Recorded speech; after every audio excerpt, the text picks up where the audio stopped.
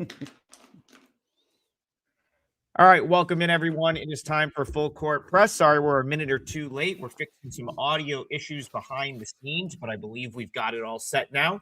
And we have a very, very small slate to talk about today. So we are going to do what we did last week on Monday, and we're going to go to Tuesday to kick off the show with pretty much the one game that's got a lineup for it now. And it is easily the biggest game of the night on Tuesday's slate. So welcome in my co-host, Rob Vino. Rob, big game for the Tennessee Vols. Thompson Bowling Arena, Tuesday night. Feels like one they kind of have to have. They've got Louisville coming to town. Slight fit, Louisville -1.5 to open. How do you see this one? Louisville, Tennessee, big game for the Vols. Well, this one, the Vols have to be happy to be back home, for starters. It's been 5 games, either on the road, true road, or neutrals. I don't know how close you want to call Bridgestone to being a neutral. Knoxville and Nashville aren't really that close. But I guess the Illinois game would have favored Tennessee for travelers. But Tennessee, like I say, haven't been home in a long time. The other side hasn't been on the road other than against Arkansas, and they didn't win that game. Arkansas beat Louisville 89-80. Fundamentally, well, let's just start with situationally. I do think Tennessee, the hungrier team at home, slight home dog. I think if you were just going to add up situational angles, you would come toward Tennessee. Then when you get to the matchups on the floor and you realize it's, a severe contrast in styles here. We've talked about Pat Kelsey before. His career is the same. He's going to run. They're going to shoot threes. Louisville, 42% of their point production comes from beyond the arc. That's number 10 in the country, the 10th most. Tennessee's going to have to prevent that from happening here. But Tennessee likes to go slow, and they're a huge offensive rebounding team, so Louisville's going to have to stop that. Tennessee is number 1 in the nation, not only in offensive rebounding, but in second chance points. And second chance points on the defensive side of this, Louisville ranks number 232 in second chance points allowed. So you got big edge for Louisville as far as three-point shooting is concerned. You got the big edge for Tennessee as far as the glass is concerned on their offensive end. Tennessee hasn't taken care of the ball well. I'll tell you what, for me, I'm just going to single out one player here. Point guard Tennessee, Jacoby Gillespie. Started his career in Belmont, went to Maryland. When he's right in games that I've seen, take the Houston game, for instance, where Tennessee beat Houston. Tennessee's a really good offense. But Gillespie has a tendency to go cold from beyond the arc, not make a lot of clutch shots. They've been loose with the basketball here, and that type of stuff can't happen against Louisville. Otherwise, they're going to find themselves in a bad position. I think the combination of Gillespie and Ament, who's been really good for Tennessee across the front line, they showed they can beat the best of the best, but recently it just hasn't been good. And for Louisville, I sort of question their schedule a little bit. And they've played kind of not great teams, but really good teams across the board here. I think Arkansas may have moved themselves up a notch over the course of this last weekend. But for me, I'd rather lean to the home team here, Adam. Louisville has a lot of three-point shooters, and you're going to have to protect the arc. But if Tennessee doesn't allow this to get up-tempo, they're probably in really good shape at home. For those who don't know, and you've probably been in this arena, I haven't, but it's one of like the 10 largest arenas in college basketball. So it's going to be noisy. For Louisville, it's going to be a super test against them, specifically offensively, because if they don't play offense, Adam, I don't know that they win this game. So I'm going to lean Tennessee here on the situational. I'm going to lean Tennessee here, even though they haven't put up the kind of numbers we're used to Rick Barnes teams putting up so far. Their schedule, the last 4 games, has been pretty intense, and it's going to continue to be intense. Only difference is this time they get it at home. Yeah, the only time I've ever been inside Thompson Bowling Arena, I was in Knoxville for a football game. Had a buddy that went to Tennessee. Oregon was in town, and they were like top 5. This has got to be like 15 years ago. It was a huge rainstorm, lightning. The game got delayed. everyone had to evacuate the arena. So we were like looking for shelter. We went into Thompson-Boling Arena. We run into Tobias Harris, who's there at this time. And I was with guys that played against him in like the New York State final and won because he's from New York. And so they were like, yo, we're from CBA. And he just goes, yo, fuck CBA. And then walked away. That's my Tobias Harris story. That's my Thompson-Boling Arena story. It is massive. Like we, obviously there was no game, but we got to hang out in there. But that is the one time I've been in there. I will get back for a basketball game at some point, Rob. I did get to see Tennessee play in person the other day. They were up here in Syracuse. I felt like Syracuse did a tremendous job defending Gillespie and really took Tennessee out of what they wanted to do. Obviously, pulled the upset in that game. The one thing I'll say is though, and this is my, so I kind of have concerns for both sides in this game. My concern with Tennessee, you talked about Gillespie being right. Okay. He really hasn't been against good competition. That's my concern. And the one game that Tennessee can sort of hang their hat on right now is the Houston game. But you got to really look at like situationally, like what that Vegas tournament was. So like that Tennessee-Houston game, I believe, came on the heels of Houston going to overtime with Syracuse. Very grueling game for them. Tennessee got to run Rutgers out by 30 the day before. So like, and I also think Tennessee and Houston are very similar, like the way they want to play. So I thought it was a good matchup for them. But like Gillespie's good games are Northern Kentucky, North Florida, Rice, Tennessee State, and Rutgers. What really hasn't been, didn't play great against Mercer, who I actually kind of like that Mercer team this year for what conference they're in. And then, Illinois, Syracuse, KU, Kansas, and Houston. Not. I guess the Houston game, he had 22 points, still went 5 for 16 from the field, like 6 for 20 against Illinois. That's not very good. 5 for 12 against Syracuse, 5 for 19 against Kansas. And then you talk about Amen. Again, he's another one where couldn't do anything against Cuse. 9 points on 1 for 8 shooting against Houston. Did nothing in the Illinois game. Like that is kind of my concern for Tennessee, is that they don't have enough scoring to beat some of these better teams that they're playing. Now, my concern for the Louisville side is something that you mentioned. They shoot a lot of threes. And, you talk about, I was on Arkansas in the game that they went to Arkansas. That game was actually, that final's closer than it was. I felt like Arkansas just had them.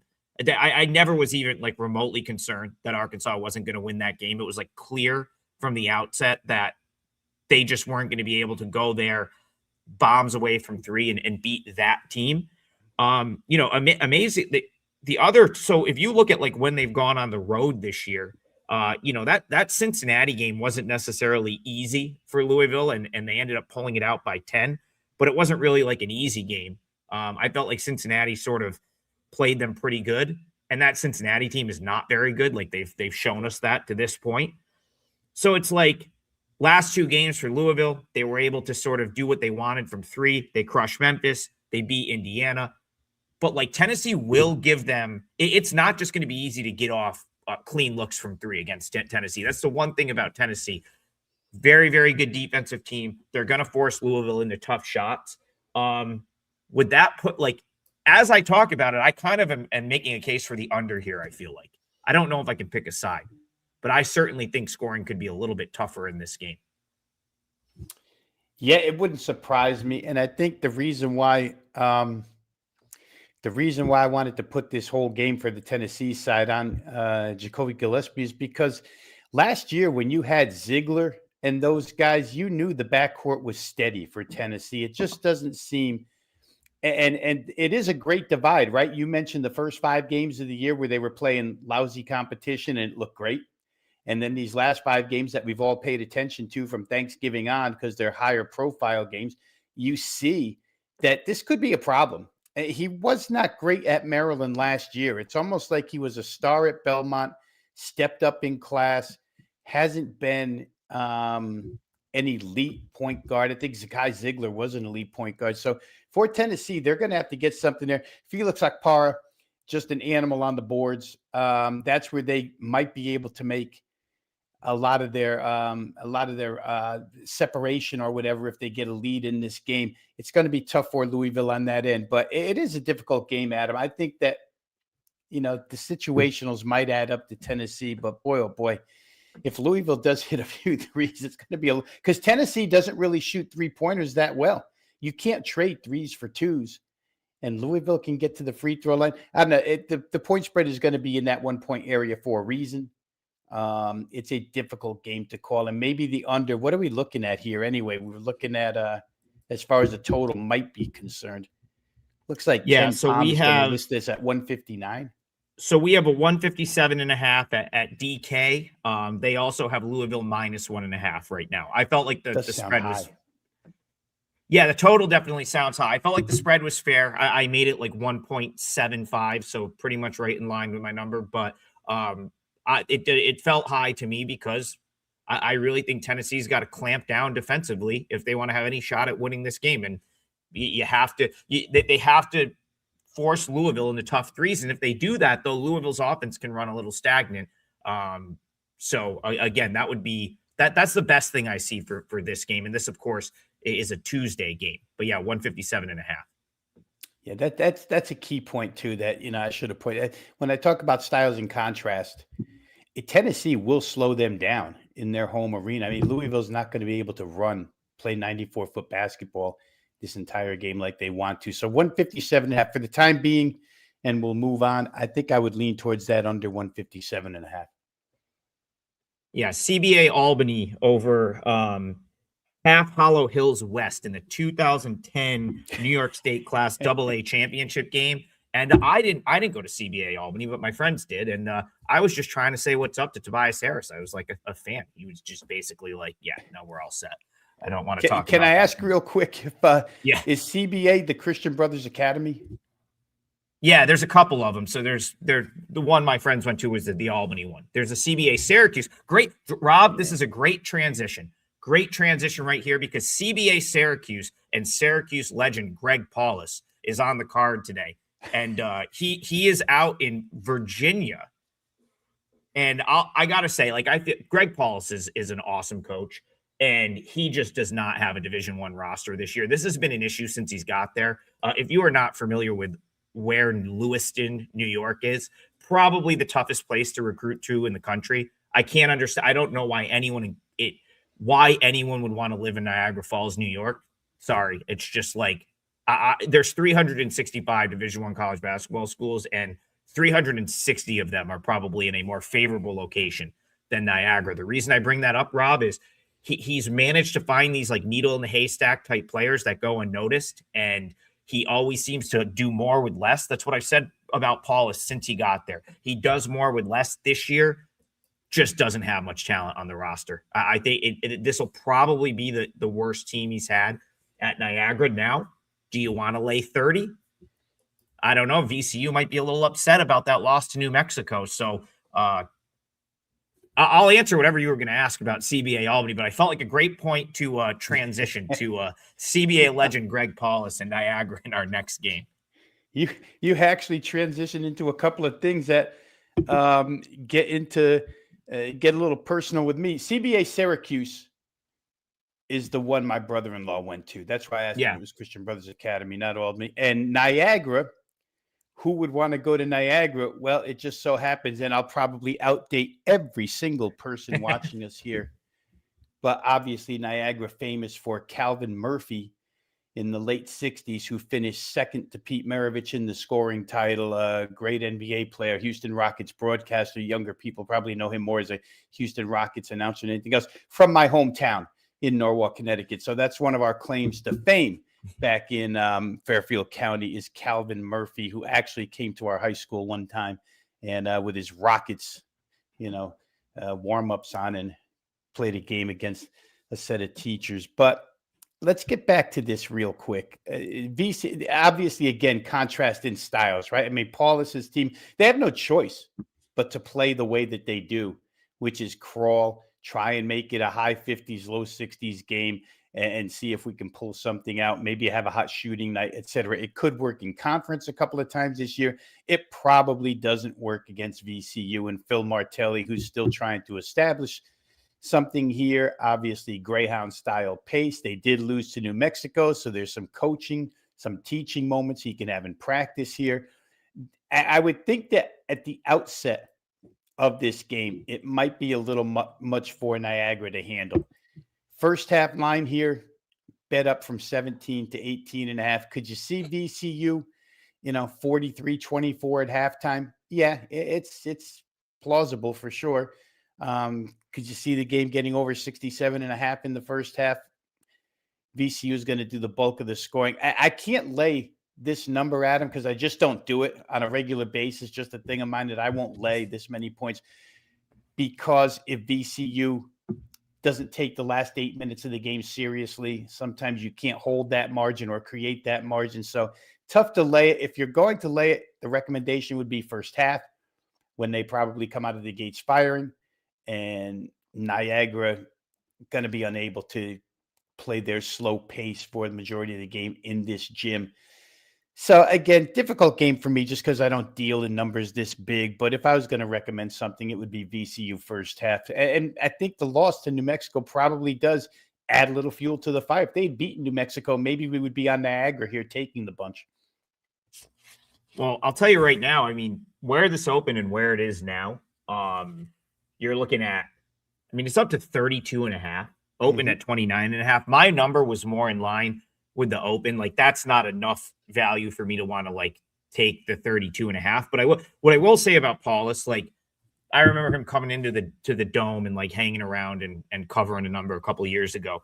Like, he's not going to let his team quit. Now, like, I was at a Niagara St. Bonaventure game at Niagara. They were all like, it was a sellout because they don't get to host the Bonnies very often. It was a couple of years back when St. Bonaventure was really good, and St. Bonaventure destroyed them. And like, I sat right behind the Niagara bench, and he was still he coached all 40 minutes. And it was like, those are the types of things where you're talking about catching 30, 31, 32 points. Like, knowing that they're not going to quit on him is I guess something you want to know when you're talking about a 32-point dog. But to me, this year, this Niagara team is just so like not Division I caliber, really. Some of their I mean, you talk about like teams that they've played in Division I this year, like lost to Lemoyne, lost to Howard, lost to Morgan State over the weekend. I mean, those are teams that most MAC schools are going to win those types of games. Lost to Detroit at home. I mean, I like that Detroit team, but still, I think Niagara is a slight favorite there. And then in MAC play, just destroyed by Siena, destroyed by St. Peter's, 83-54 and 71-43 in games that they were fine playing slower. That's the other thing. It's like, if those teams are running you out like that, and VCU decides that they're a little pissed off from the New Mexico result, that's tough, man. Slick Vic says I could see VCU up 22 at halftime. I'll tell you what, maybe you go with Rob's VCU first half angle for like a half unit, and if it doesn't get there, come over with the full unit on the second half, because I think VCU will run out. They're going to dominate one half of this game. I just don't know which one it is. All right, let's continue through. We'll probably get to all of them, but I will go off of like what people are talking about in the comments. But yeah, we probably will get to not many games today. But this might be the smallest slate so far of the year. But one people seem to be talking about, which is interesting, and also I'm guessing someone is out. Wofford's going to go to Gardner-Webb, and I have a feeling this move to Wofford means someone is out for Gardner-Webb. The other reason I say that is someone I know that bets primarily off of injury news played I think over in this one. So that's, it's a sign to me that says someone out is probably out for Gardner-Webb. Now, my question to you, Rob, is does Gardner-Webb have someone on their roster that's worth 3 points? My gut says no.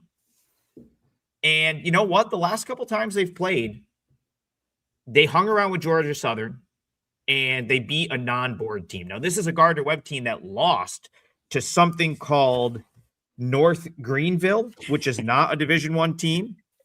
and also was blown out in every single game pretty much prior to that Georgia Southern game. There's no way I can lay 11.5 on the road with Wofford, but I also don't know if I can. I don't know if I have any desire to take those points either. So anything for you here, Wofford, Gardner-Webb. Yeah, you know what? For me, I think the look has to be toward the over in this game. Gardner-Webb, for what it's worth, and you see, this looks a like a SWAC chart, a SWAC team chart when you pull up Gardner-Webb. Run, run, run. Can't make a shot, right? You're going to get plenty of possessions here, but does anything go in the hoop?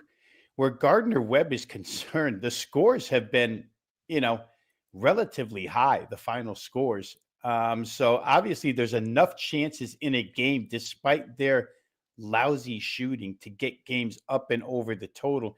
Here we're looking at a number, I don't know, the vicinity here is kind of tough at 156.5. Like you say, it's been bet up about a point and a half. Not really sure. You know what? The best bet is, as I'm going through numbers here real quick, Adam, to see where we are with currents. I think that the play might be to go to the Wofford team total.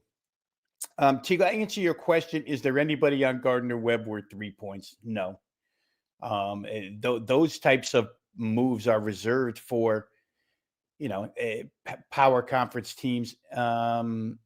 Sometimes a little more than 3, but basically not reserved for mid majors unless there's an elite superstar down there. And this is probably a low major, but 82.5 looks low to me for the Wofford side. Obviously Gardner-Webb's going to run and they give it up.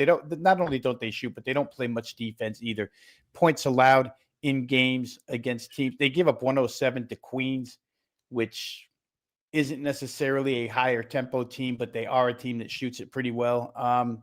Georgia Southern 84 there. I would think 82.5. I would isolate this to just the team total. I don't want to depend on Gardner-Webb racing up and down the floor, missing a shot or turning it over, et cetera, et cetera. So let the side go.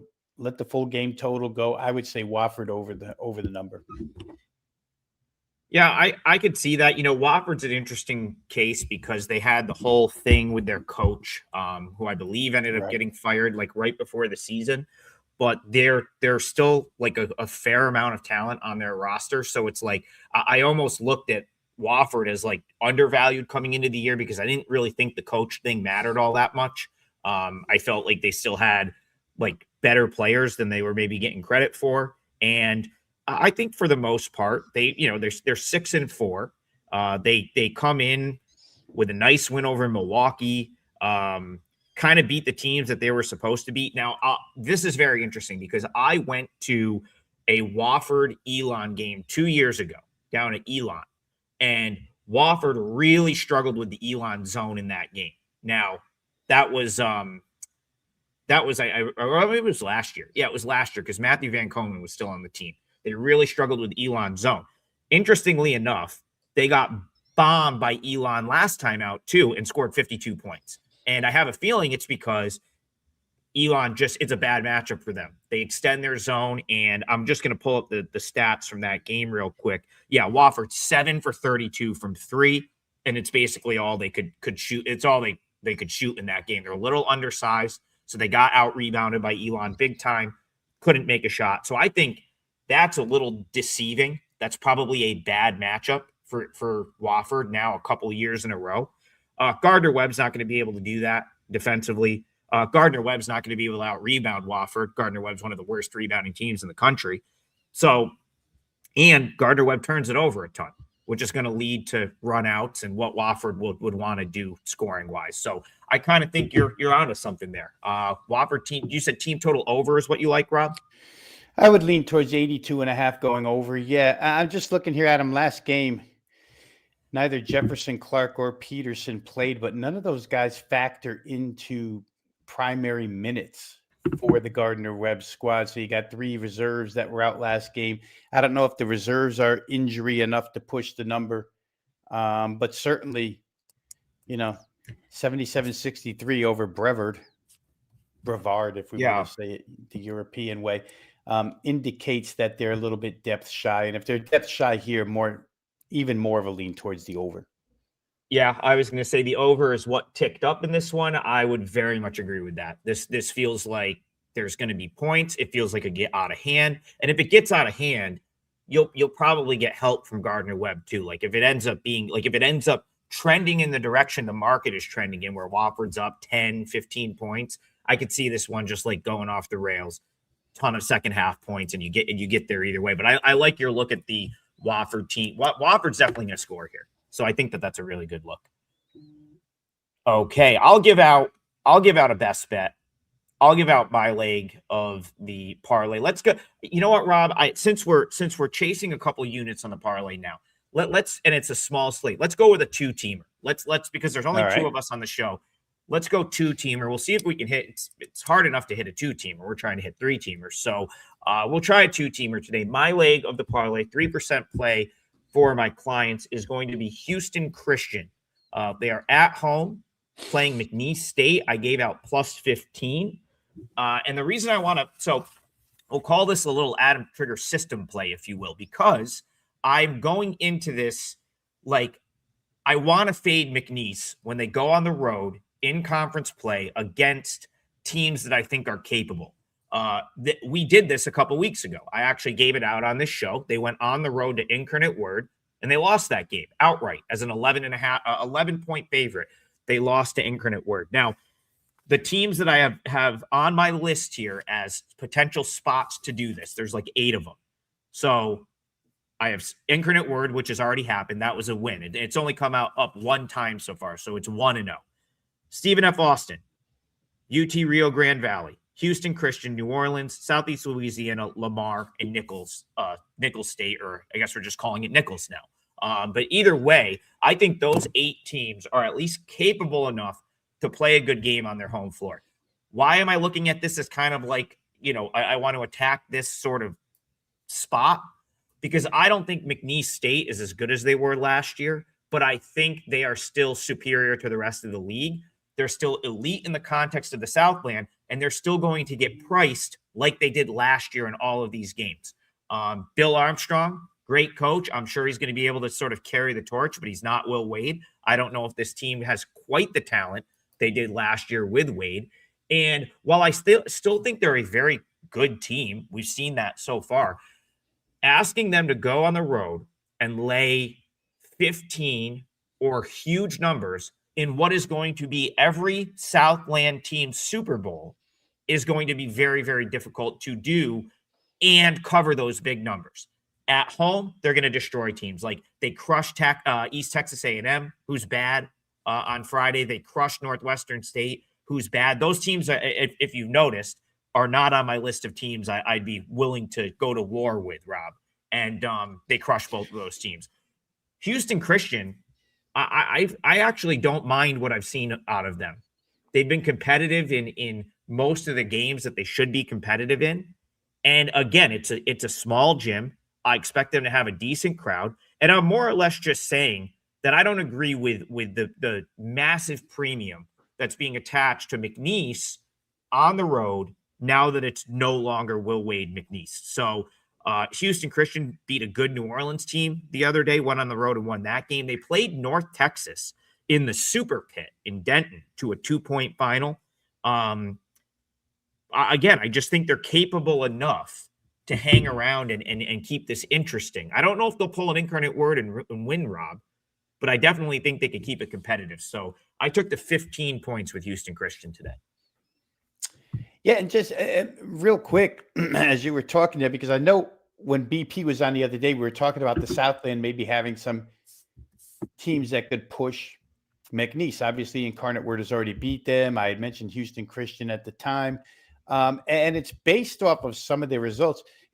Against UC San Diego, they only lost by 18 on the road, and you're getting 15.5 here. Some of these results, it somewhat leads me to believe that this team right now, by odds makers, is still undervalued. Like the power rating hasn't caught up to how good the team is. And that's the time when you want to take advantage of a team like this. It kind of flies under the radar, Houston Christian. Not much emphasis placed on them by odds makers. So you may be getting them at a good price. When conference play took over here, you beat New Orleans, like you mentioned, you play SC Louisiana to an overtime contest. And prior to that, again, playing North Texas isn't the easiest thing to do. That style is difficult. You only lose by 2 to them. I don't know. The plus points here make a lot of sense. And what completely makes sense is the fact that McNeese was a much better, well, I don't want to say a much better, but with Will Wade as head coach, we kind of knew Will Wade was the guy who would want to put his foot on the throat of the opponents. We don't know that as much about that. Will Wade was looking to get back um, into Power 5 basketball as a head coach, and he was going to make his mark by beating Southland teams by 30. And we don't know that we have that here this year. So Houston Christian, not that you need my stamp of approval, but I'm happy to ride with that as half of our parlay here. So let's go, HCU. I mean, Bill Armstrong took his whole starting 5 out the other day, was pissed off, right? So that's, to me, that's I still think again, are they the best team in the Southland? Yeah. They're probably going to win the league. They may only lose another, maybe one more league game all year. Who knows? And they're not going to lose at home. Probably not. It would take a lot for them to lose, I think, on their home floor. But when they go to these, it's going to be a good environment. Small gym. Got to get down there. It is a tiny gym there at Houston Christian. I think you got to like their chances to at least be competitive. You lose by 10, you still easily cover that 15-point spread. So, that'll be that's a 3% play for me. That'll be my leg of the parlay. Rob, I will give you the floor in a little bit, but I guess I want to just transition to another game that I have my eye on. That's sort of, if it gets back to the number I want, this will likely be a second client play for me, and that is our favorite Incarnate Word. IU, I believe they're the Cardinals, maybe, but they step out of conference tonight as a big underdog. Head over to TCU, and interesting matchup because it's they're a big underdog out of conference. That they probably will get up for playing a big name team, but man, TCU has some talented guards that defend really hard. And I'm wondering if that might be a little too much for UIW here. So anything on this one for you? Incarnate Word, TCU Horned Frogs. Yeah, I looked at it earlier this morning. And again, where TCU is concerned, it's the defensive side of what Jamie Dixon. It looks like an improved defensive team. Jamie Dixon's team kind of went away from his Pitt identity the last couple of years. They've been a team that's been caught up in higher scoring games. But when I go back to that Michigan game, and I said it before, I'll say it again. It was a night where I texted you and said that Jamie Dixon had a real plan here, and they've executed it. And nobody has held Michigan to 6. Michigan can score 60 and a half. They only scored 67 for the game against this team. So defensively, I think it's key to look out for inside the Big 12 as well. A defensive-oriented conference when we get into conference play. TCU may be a team that gets involved in a lot of unders. Last game against North Texas, played a team that doesn't want to move up and down the floor, 65-55, low-scoring game. Question becomes, will they score enough to cover this kind of number? And perhaps because it's a step down in class for them, they will. They've actually played a ruthless schedule so far. Michigan, Florida, Wisconsin, Notre Dame. Like I say, North Texas style is not easy. They opened the season with that game against New Orleans, who surprised them, I think, right out of the chute. But it's been a really tough schedule for TCU. So certainly they are a sharpened ball club right now, and Incarnate Word might be a little bit out of their weight class, right? That's what we want to say here, out of their weight class. I could see, I'm trying to look at the team total for Incarnate Word here real quick, because that could be something to look at with the defensive style of TCU. Incarnate Word's number, actually it opened 69 and has been bet down to 67 and a half. Now there's some 68 and a halves out there. If you were going to play that under, shop well, get the 68 and a half. But I could see TCU holding this team below 68 and a half points tonight for sure. Yeah, I mean, here's the thing with Incarnate Word. I'd be concerned about them on the defensive end, like being able to get just get stops. That's my concern. I think they've got the firepower to score some points, but they really have they haven't had to play like the crazy schedule where you're playing like all power conference teams. The only really power conference team that they've played so far was Indiana, and it was kind of like, I remember the game. It was like a Sunday afternoon. It was not like it was kind of a sleepy spot for Indiana, and they just kind of went through the motions and won the game by 8. Like, it was a 69-61 final, and I don't think Indiana was very interested in the game. The other spot where they went on the road and sort of stepped up in class non-conference was opening night of the season at Colorado State, and they got destroyed 98-64. That was a very interested Colorado State team, of course, in their first game of the season, and they just could not play defense against that Colorado State team. On the other side of the ball, TCU, man, they have these guards they're in your shorts like on every possession. They really are like a nuisance. And, you have guys like Taj Stavesky who like to go off the dribble. That might be harder for him to do in a matchup like this, right? Like, I think a lot of Incarnate Word's offense is started by his ability to dribble and then kick out for a 3. Incarnate Word, a very good 3-point shooting team. But I don't know that you can take these TCU guards off the dribble. They're all very go look at what they did to Florida's backcourt, right? Florida had real issues trying to, dribble and get into the paint with the guards. Of course, we've talked about Florida's mid-major guards this year. It's probably another reason why. But that's my concern here. So if it gets back to 19 where it opened, I'll have to at least consider it. But for right now, it has yet to make my card. Though that's one of the more interesting watches for me tonight, in my opinion. All right, Rob, do you know what you want your leg of the parlay to be, or is there something? I mean, there's only a couple games we haven't talked about. Are you thinking of a game that we've already discussed, or are you thinking of one we haven't talked about? Now, I'll go to the one that we haven't talked about, Adam, and the Wyoming South Dakota State game, which is going to be a really good game. I forget if I used them as a play in the parlay earlier this year, but I do know that we talked about them earlier. But it's the tempo change here for Sundance Wicks and his club that really has caught anybody's eye who's paid attention here this season early on. They're a much quicker basketball team as far as pace is concerned, and they're a really good shooting team. Now, South Dakota State in the past was much the same, but under the new head coach here, Brian Peterson, it's kind of like they've dialed it down a little bit, Adam. They've become more methodical, like a North Dakota State has been inside the Summit League. And they're not racking up the huge numbers. And they did lose a lot of offensive capability as far as personnel is concerned. So I don't know that I fully agree with the move towards the full game over, but I do think Wyoming is going to come in here and get their share. We're looking at a team total of 78.5 here.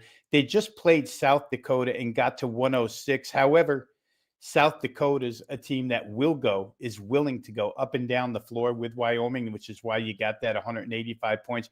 But 93 against Dartmouth, 101 against Denver, et cetera, down the line. They've been impressive scoring the basketball.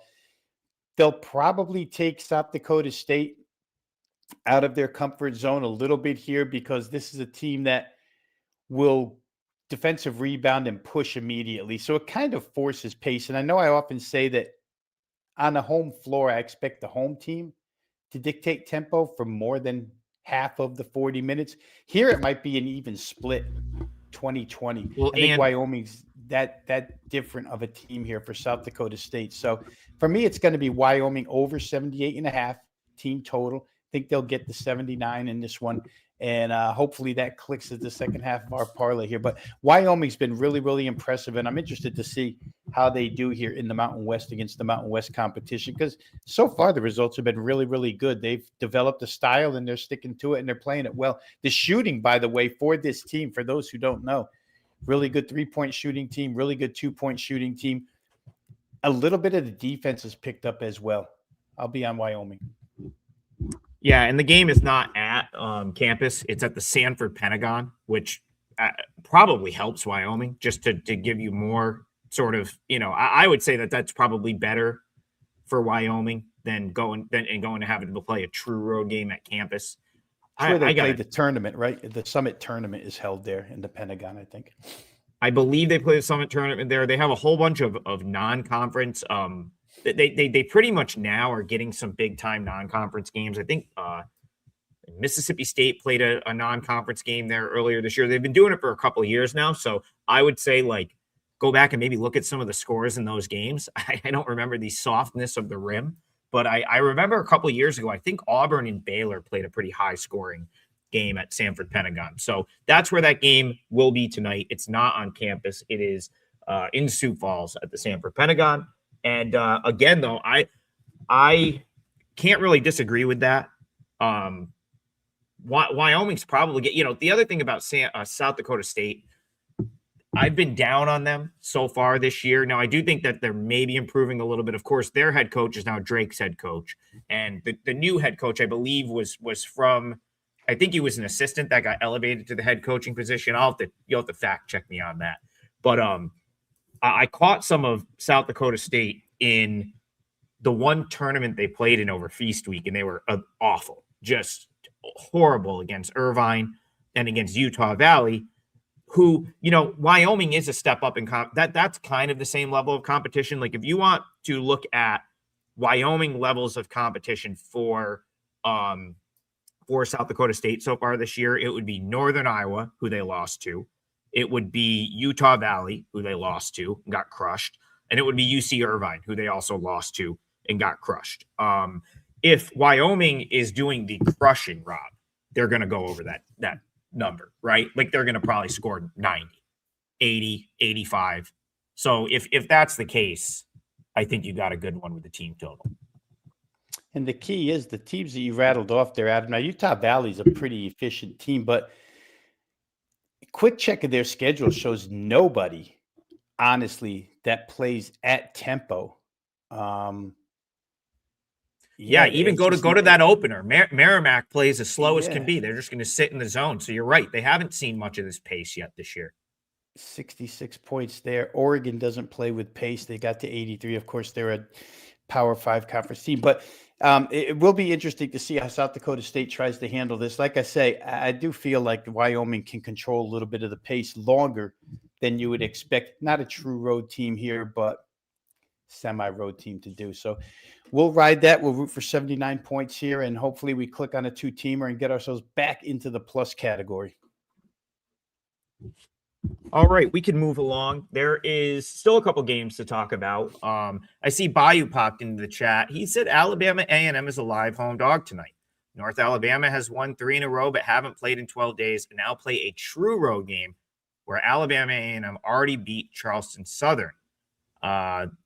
They have Grambling's old head coach who brought Grambling to the dance multiple times in the SWAC. Well, I'll say I was very fortunate to get a win with Coastal Carolina earlier this year against Alabama A&M, and they hung around. They're very, very scrappy team.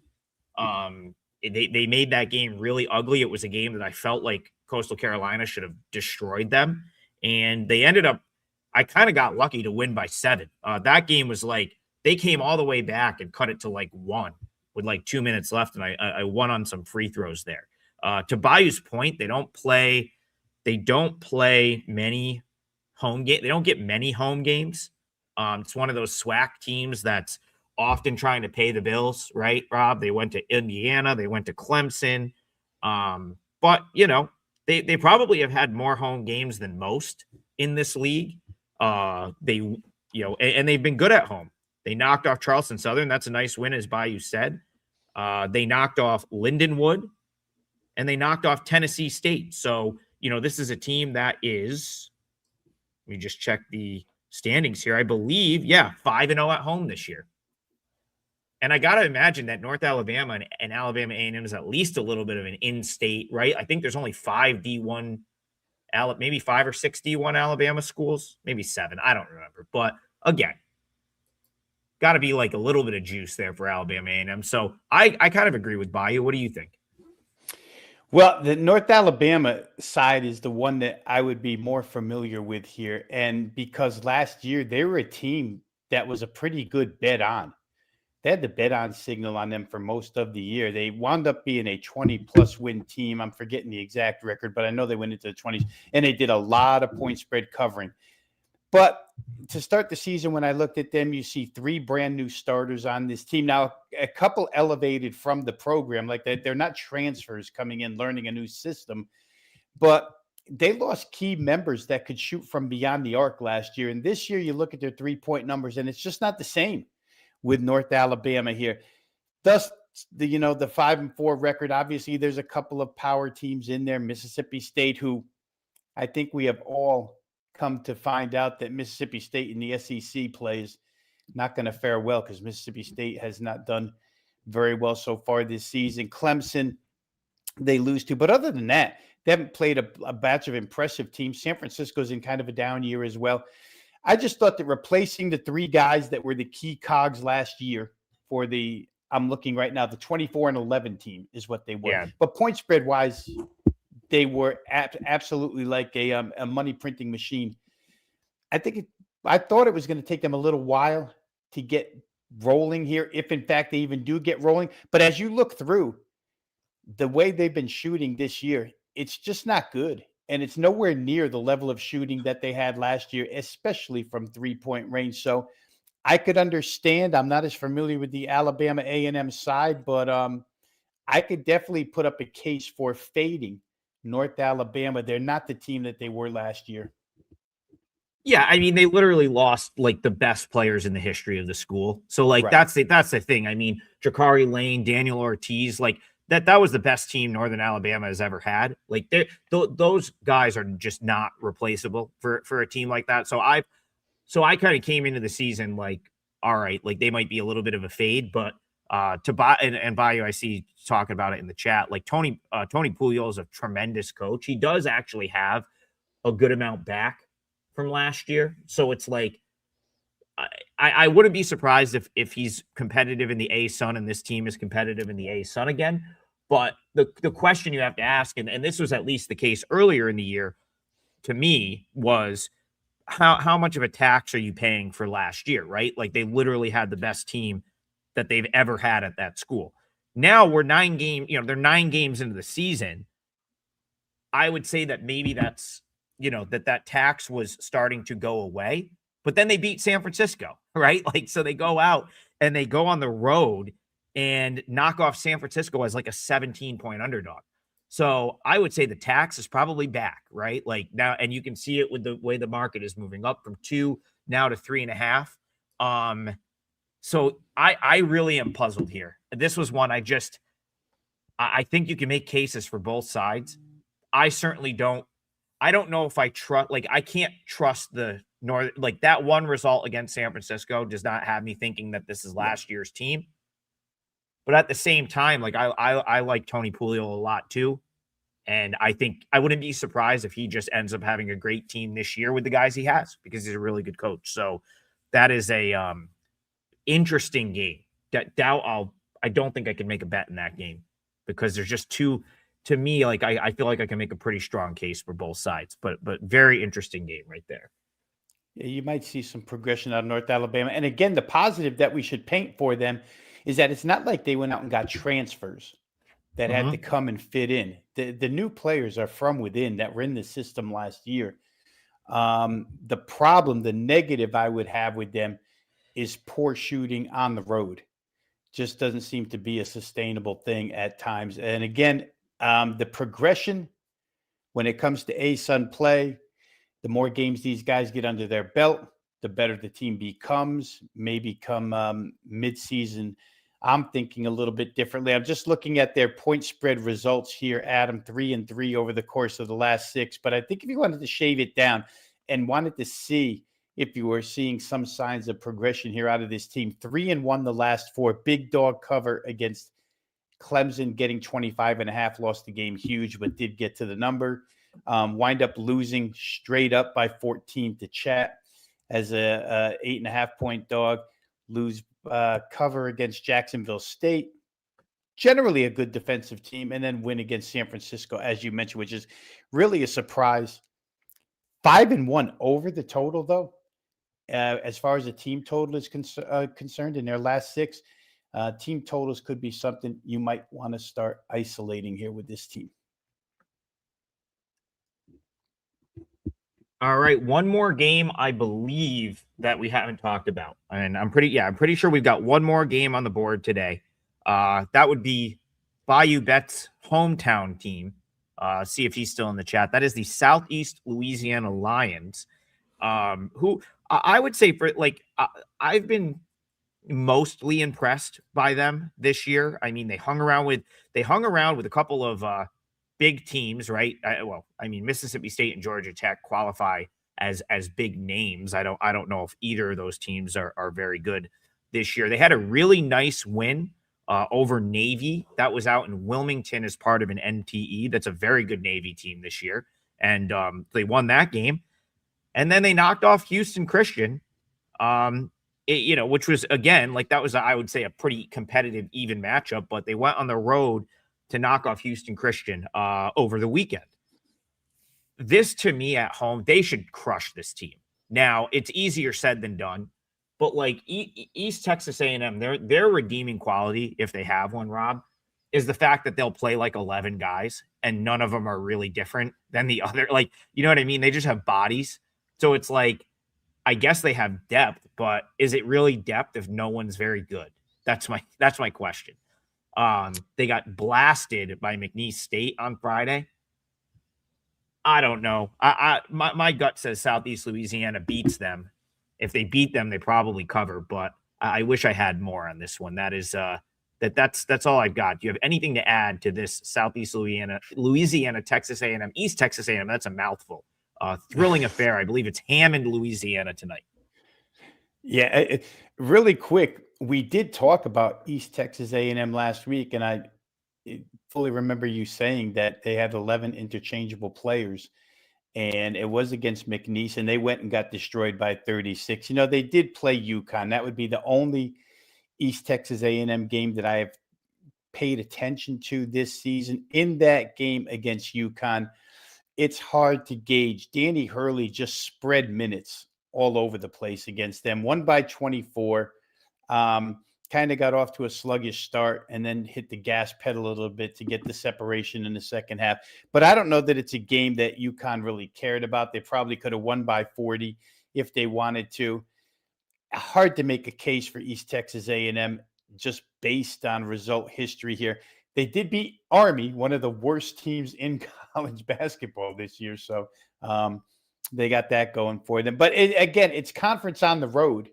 And it's a short-priced home favorite against a team that really doesn't have, let's call it, somewhat of an identity other than they play fast because they do rotate a lot of guys in and out. Their pace is up there. And let's split that up real quick here. I'll make this point. We've made it before.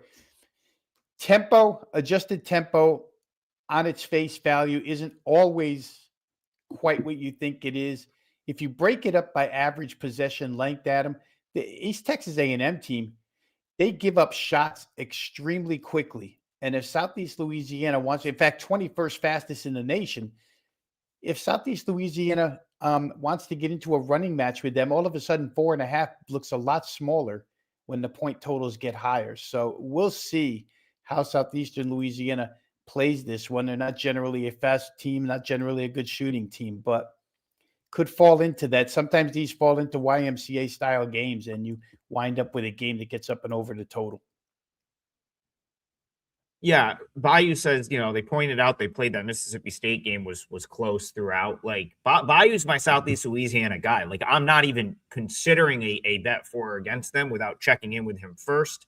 And my number came out right on the nose, 4.5. So this was a pretty easy skip for me, but it's also one of those, I know it's a short slate today. This would be one of the games where it's even though my number is right on the money, I'm pretty confident that Southeast Louisiana wins this game.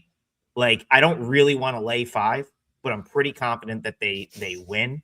So if you really like had to parlay, like if you're like you like to do like 2-team money line parlay, which it's not really my style, but I know some people will do that. I think you could, Southeast Louisiana could be one of your legs. The problem is, I don't know that there's many options to pair it with tonight. Maybe Wyoming.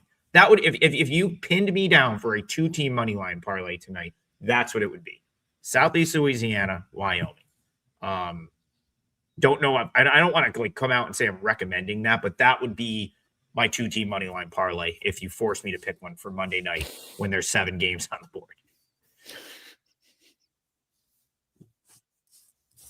All right, we managed an hour off of this slate, Rob.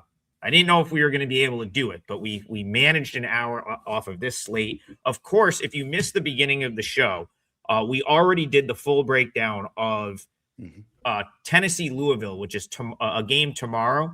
But the goal of that was to free up more time to talk about Tuesday games. So we won't cover Tennessee Louisville on the show tomorrow, but we did cover it here. And we will clip that and make it into its own video, which will go on the WagerTalk YouTube channel. So if you missed that, check that out at some point today. That will likely be up later today. Rob and I are going 2-teamer today. So 2-team parlay, since there's only 2 of us on the show. Let's see if we can hit this and get ourselves back into the plus. I'm going to go Houston Christian plus 15. That's a 3% client play for me. And Rob is going with Wyoming team total over 78.5. We'll call it plus 264 odds. I'm sure you can probably do a little bit better than that if you shop it around. 2 minutes left. Rob, do you have anything to promote? Do you have anything up on the site for today? Yeah, real quick, I will say this, guys. First of all, is the full court. There is a full court package, right? 3 days worth of best. I'm not sure if it pertains to the show. If it does, check WagerTalk.com for college hoop selections. But again, just to go off topic really fast here, it is college bowl season. Began on Saturday. There's a bowl special offered by WagerTalk.com right now. If you're into the bowl games, which will resume again tomorrow, had pretty good success opening night with the Washington Huskies game. So you can pick up a NFL, college football, NBA, college basketball, all kinds of packages over at WagerTalk.com. Go ahead and check it out. Tomorrow will be $5 Tuesday. Absolutely. $5 Tuesday tomorrow. I just gave you what will likely be my only client play in college basketball tonight. Houston Christian plus 15. I may play football. That's where I've been winning. Can't win in college basketball for whatever reason, but I've been hitting the football plays. So, it is what it is. I'm sure it'll turn at some point, but we're going to lean into football right now while they continue to hit. Had the Bills and the Vikings yesterday, so nice day for me, and I may play the Monday night game. We've reached the end of the show. Hope everyone has a great day. We will see you guys tomorrow morning, 10 a.m., more full court press. Have a great day, everybody.